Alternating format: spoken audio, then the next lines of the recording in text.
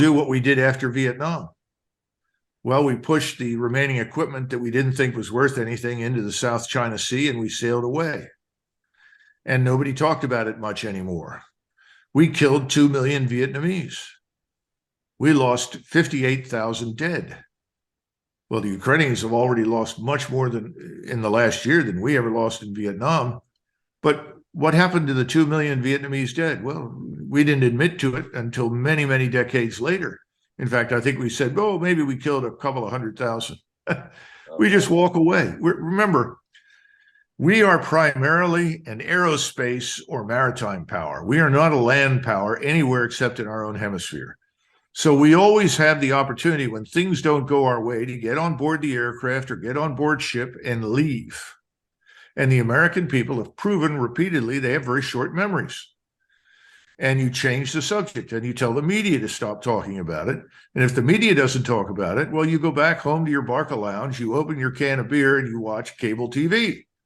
That's what they depend on, the people in Washington. That's what they bet on, that no one will pay any attention. This time, I think it's going to be different because I think Russia is not Serbia. Russia is not Iraq. We are not going to defeat Russia.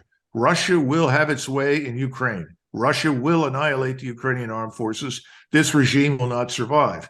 And as a result, NATO won't survive. NATO will crumble because people in Europe will finally recognize what we've been doing.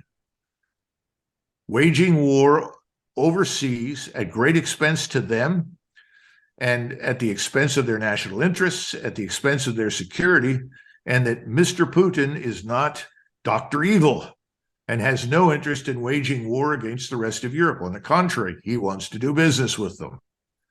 And the Chinese want to get across Central Asia because you want your rail lines to link you in China to railheads in Europe so goods and services can be moved back and forth. You got to have peace and stability for that. Russia has been providing the peace and stability by bolstering people in Central Asia, keeping that place running effectively so the Chinese can build this one belt, one road. We don't want that to succeed. The way to stop this successful trade route is to do what? Create instability and war. The Chinese lose in our estimation and the Russians lose, but in the long run, no. Central Asia is going to be stable. In the long run, those lines are going to open. That trade will occur.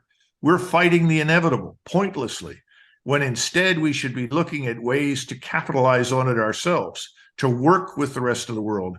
We are seen as people who are completely selfish, completely self-interested, no sympathy for or interested in anybody other than ourselves. That's a very bad reputation to have. Remarkably different from the way the world viewed us.